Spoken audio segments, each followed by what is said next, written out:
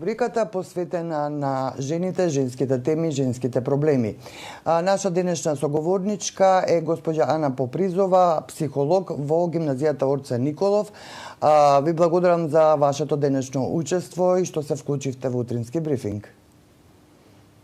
Добро утро и благодарам на покана.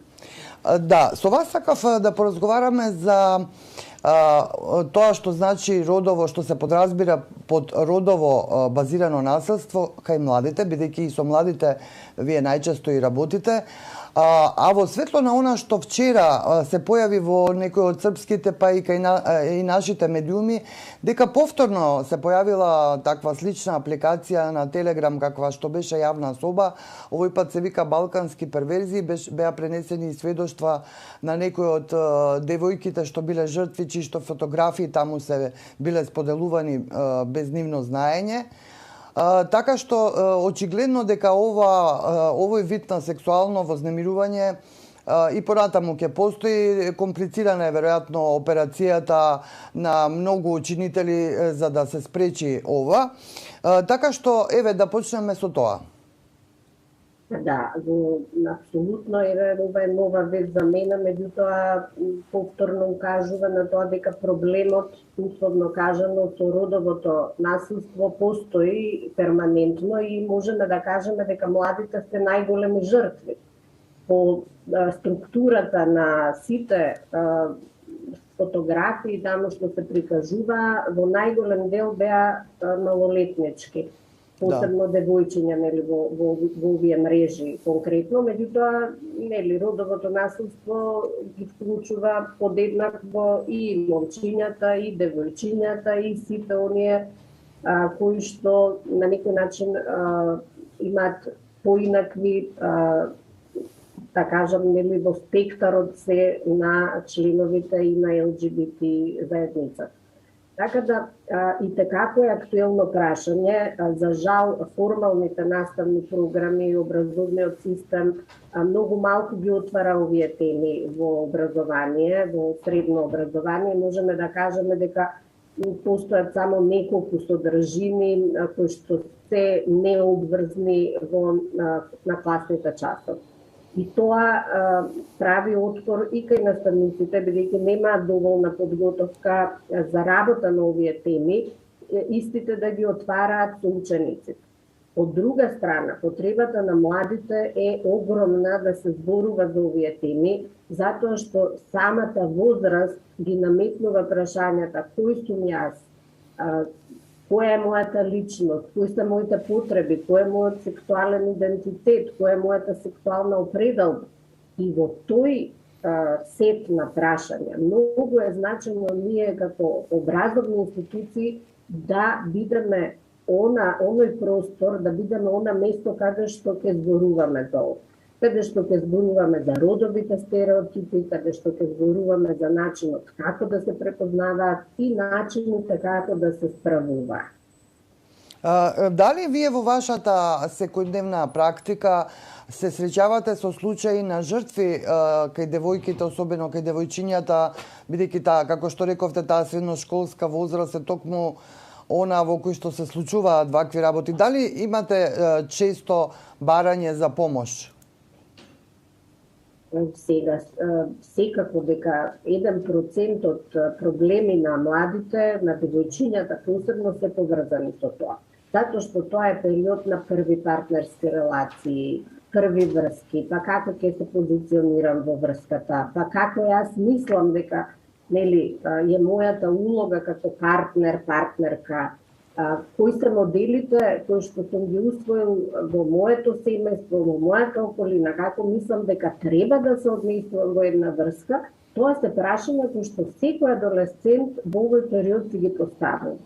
И во тој процес младите често се изложени на родово засловано насилство.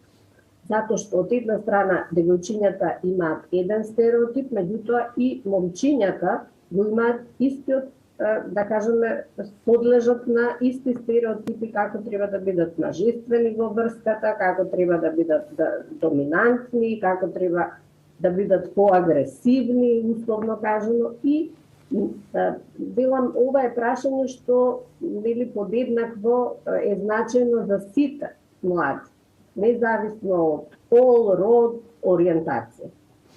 Да, вие во вашето училиште имавте некои проекти кои што се занимаваат токму со овие проблеми? Па да, ние значи, на неколку нивоа се обидуваме да работиме, еве сега и последниве и во онлайн услови, бидејќи младите навистина имаат потреба, го сакаат тоа, го бараат тоа и најмногу го соработка со невладиниот сектор кој што е поддршка. Така последниве еве години можам да кажам дека последнава онлайн година имаме групи на ученици кои што се доста мотивирани, па работевме на различни онлайн работилници, изготвуваат тие снимаат клипови кои што зборуваат за родовите стереотипи, се правеа изложби, понатаму она што исто така сакам да го кажам е дека се обидуваме не само да работиме на препознавање на облиците, формите на насилство, стереотипите, туку се обидуваме да ги зајакнеме младите да знаат во случај кога самите ќе препознаат дека се жртви или некој близок нивен, другарка, комшија и така натаму, да знаат на кого да се обратат, значи кои се чекорите, кои се институциите кои што се занимаваат со овие прашања и можат да пружат помош.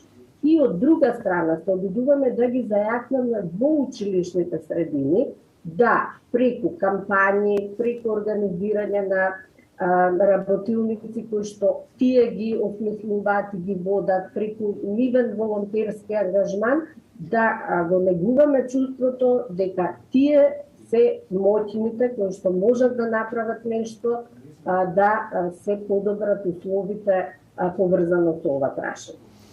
Така е, затоа што сепак се уште сите тоа истражување и го покажуваат и активистите и организациите кои што работат со овој вид на сексуално особено насилство врз младите девојки и жени, го кажуваат дека срамот и стравот се тие чувства што преовладуваат и токму заради нив и не се пријавуваат честопати ваквите случаи.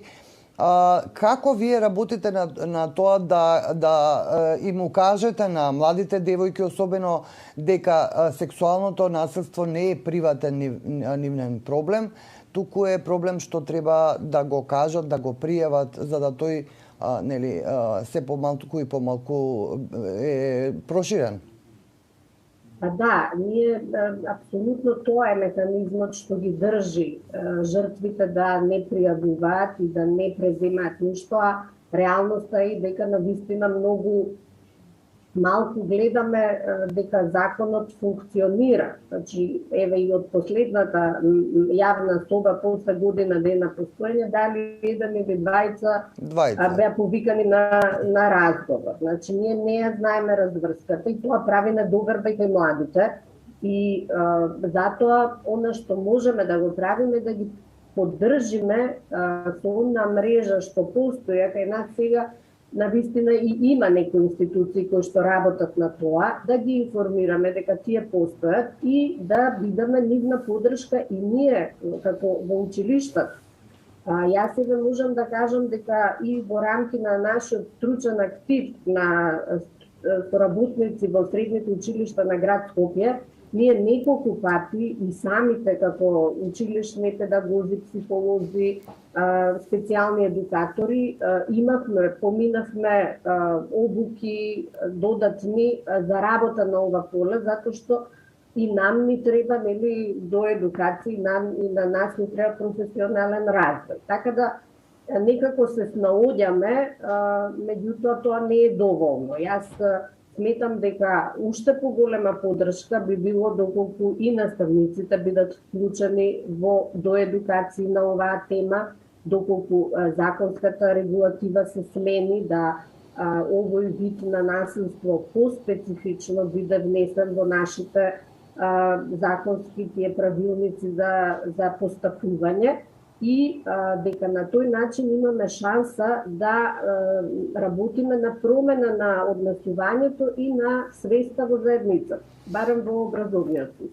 Така, за на крај само сакам да ве прашам и тоа дали постои напредок еве после овие сите, да речеме, во последните години проекти кои што се во соработка и со невладините организации кои се занимаваат со овие проблеми, дали кај самите ученици можете да забележите некаков напредок или пак работите не се сменети се уште?